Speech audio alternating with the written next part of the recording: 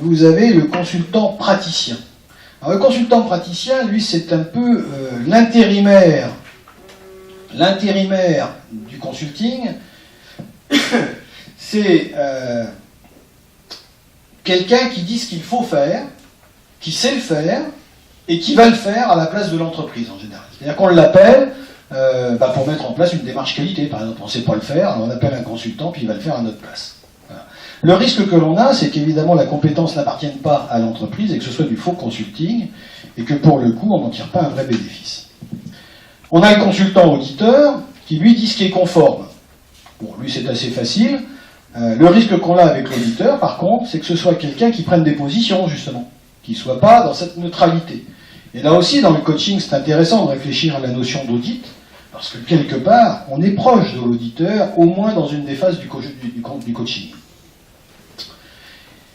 Et puis on arrive au coach. Alors, le coach, lui, il ne dit pas. Voilà, il ne dit pas, il va faire émerger, il va travailler avec la personne, il va l'accompagner, il va arriver à l'amener finalement à ses objectifs. L'inconvénient, et c'est là où votre certification peut prendre tout le sens, c'est que dans le coaching, la lisibilité n'est pas tout à fait simple. Elle n'est pas simple à la fois dans ce que l'on veut faire avec son coach, elle n'est pas simple dans la qualité du coach, dans la responsabilité du coach, dans l'accompagnement du coach. Or, il n'est pas fou, hein. Évidemment, c'est un peu comme M. Freud, qui fait en sorte d'avoir développé une technique où à 500 balles, finalement, ça peut durer très très longtemps, puisqu'on ne dit rien. Mais globalement, là, dans ce que vous voulez certifier, on attend bien des coachs avec une forme d'engagement. Et là, ici, ce qu'on a vu sur le marché, c'est un peu de tout, avec des dérives sectaires. Je trouve qu'on a travaillé avec la Miviludes sur ce sujet-là, c'est très compliqué, mais on sait que, et c'est ce que je vous disais de par mes études, on sait que c'est très facile de déstabiliser un individu, que c'est très difficile de l'accompagner pour se reconstruire. Vous allez me dire, on n'est pas des psys. Oui, je sais bien, mais quand on joue avec ces techniques-là, ça arrive vite, la déstabilisation. J'ai vu une fois quelqu'un qui avait des prétentions en analyse transactionnelle, et qui est intervenu dans une session de formation. Vous savez, dans ces sessions, on fait un peu d'analyse transactionnelle, on en explique les grands principes, et où les gens en ressortent en disant « ça y est, j'ai tout compris ».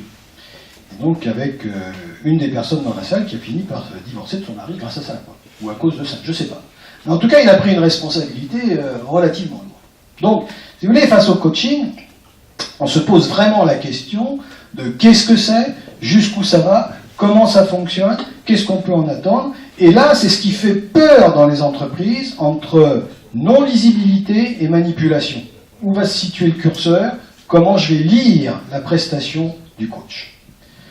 Alors nous, on se définit à travers tout ça, parce que justement, c'est pour ça que je dis on n'est pas des coachs, on intervient beaucoup en stratégie. C'est-à-dire que nous, on dit, bon, ok, on ne détient pas la vérité, mais on connaît bien notre environnement, on ne cherche pas pourtant à orienter le client vers une solution, donc on n'est pas vraiment des conseils. On connaît les référentiels, mais on ne sélectionne pas la conformité, donc on n'est pas non plus complètement des auditeurs. Mais l'idée, c'est de les rendre autonomes à travers des opérations non structurées. Et je tiens à ça parce que c'est toute la problématique, si on parle de formation, entre l'opération qui est structurée, le parcours qui est structuré, et le système qui n'est pas structuré et qui est auto-porté par la relation qu'on a avec l'autre, mais qui ne peut pas exister si on n'a pas défini les objectifs quand même, c'est-à-dire le contrat. Et ça, je vais y revenir dans quelques instants.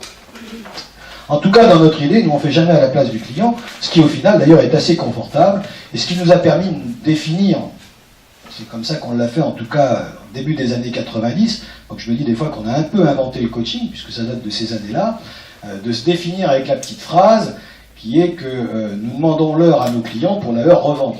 Hein, et finalement, c'est une position assez confortable. Bon.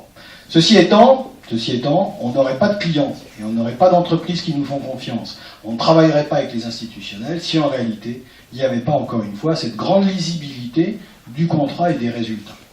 Et donc, l'idée de la certification et de la qualité va nous amener vers cela.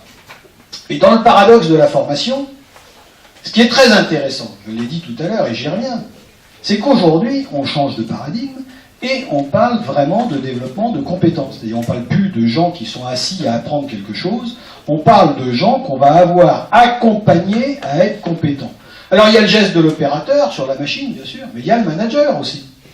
Qu'est-ce que c'est que la compétence du manager? C'est pas à vous que je vais l'apprendre, vous les accompagnez.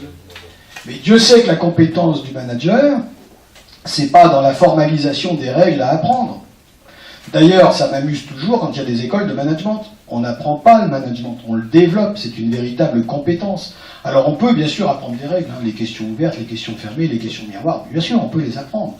Mais après, c'est un véritable travail comportemental, c'est un travail d'expérimentation, et c'est un travail ensuite d'expérience. Bon, à partir de ce moment-là, on est dans ce paradoxe, qui est la place du coaching dans le développement des compétences. Paradoxe, pourquoi? Parce que d'un côté, on dit la formation, c'est formalisé, il faut un parcours, il faut de l'évaluation, il faut un formateur, etc.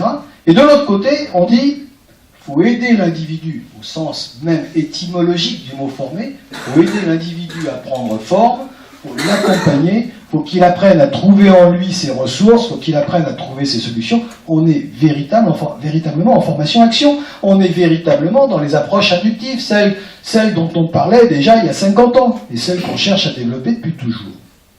Et donc, le vrai problème, c'est que depuis 1971, nous ne savons, à travers les conventions de formation, financées, par exemple, puisqu'on était dans le financement, que ce qui s'appelait du transfert de capacité. C'est-à-dire qu'il fallait qu'une formation ait un contenu. Qu'est-ce que vous avez appris aux personnes? Alors c'était très drôle, c'était la belle époque des années 80-90, où justement, quand il fallait faire des formations de vendeurs, on sait bien qu'un vendeur, ce qu'il faut, c'est l'entraîner finalement. Alors, pour faire financer la formation, on mettait justement des contenus d'analyse transactionnelle, de PNL, machin, tout ce qui pouvait toucher aux techniques de communication. Comme ça, on avait un contenu, on allait voir le financeur, on disait, hop, c'est de la formation. Puis en fait, on le faisait passer devant une caméra, ou on le mettait dans des situations, ou même on l'accompagnait en situation réelle, et on développait sa compétence. Donc, on voit bien que c'est de la finesse. Mais pour développer la compétence, il se trouve que vous avez une nouvelle norme que je vous engage vivement à vous procurer, qui est la norme, excusez-moi pour la terminologie, mais X50 768, qui est une norme qui est évaluation des systèmes de formation. J'en fais la publicité, il se trouve que j'ai eu l'occasion d'y participer très largement. Cette norme, justement, met en évidence la façon de modéliser un système d'évaluation de la formation. Et qu'est-ce qu'on y voit? On y voit que la norme, elle dit, ça ne peut pas être l'action de formation. Ça ne peut pas être le résultat de l'action de formation. C'est un parcours beaucoup plus large, qui part de projet personnel, orientation, action de formation formelle ou informelle, modalité d'évaluation, VAE, certification, etc. Et surtout, mise en œuvre. Qui est responsable de la mise en œuvre? Évidemment, c'est l'entreprise, c'est le monde du travail. Donc on part entre réalité du territoire et réalité de la compétence de l'individu. Vous voyez que c'est un parcours extrêmement long. Donc quand on reproche à l'éducation nationale, et pour le coup je m'en fais vivement le défenseur, de ne pas nous fournir des jeunes compétents, c'est pas leur rôle. C'est pas le rôle de l'éducation nationale. Je dis les entreprises n'assument pas leur rôle de partenariat avec l'éducation nationale pour assumer justement cette compétence. Alors bien sûr, il y a des guerres de clochers, mais là encore, en Allemagne, les référentiels professionnels sont définis par les professionnels. La formation est pilotée par les entreprises. Je parle de la formation professionnelle. Donc ne nous trompons pas, quand on va vouloir déplacer les compétences, il va falloir qu'on soit capable d'analyser ce système-là avec les entreprises et qu'on puisse nous donner de la lisibilité à notre rôle. Et donner de la lisibilité à un rôle quand on fait de l'accompagnement, eh bien, dans l'évaluation, c'est déjà d'être capable. Et je pense que les coachs sont peut-être les plus capables aujourd'hui de faire ça. C'est pour ça que je vous encourage à le réfléchir, d'être capable d'être un véritable photographe. Donc pour moi, le développement de compétences, c'est être capable de faire, non pas une évaluation d'acquis, vous savez, style QCM, machin, etc., avant, après. Non, c'est de faire la photo avant, après. Que sont les personnes avant?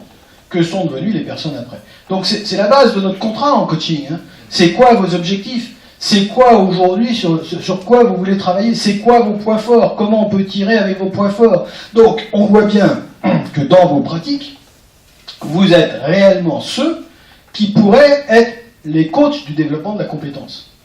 Mais en France, ça passe assez mal. Pourquoi? Parce que, comme on l'a dit, la lisibilité du coach n'est pas forcément vue comme étant l'acteur du développement de la compétence. Il est plus souvent vu sous un rôle de psy.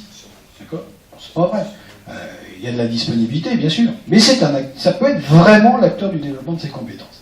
Mais pour ça, donc, il faudra démontrer cette qualité que vous aurez à mettre en place les outils nécessaires pour piloter ces parcours-là et les accompagner. Et là, pour le coup, le fameux ROI, Return on Invest, dont on parle toujours en formation professionnelle, je suis convaincu, pour pouvoir l'avoir mis en place dans certaines entreprises, qu'on va le mesurer. Pourquoi? Parce qu'on sera capable d'identifier ce qu'était la dépense formation avant et ce qu'est le résultat après. Donc, il y a une vraie recherche à faire sur ce sujet-là. Alors, pour terminer, en quelques minutes, c'est de vous donner maintenant de la visibilité autour de la qualité. Ça va être très rapide. Mais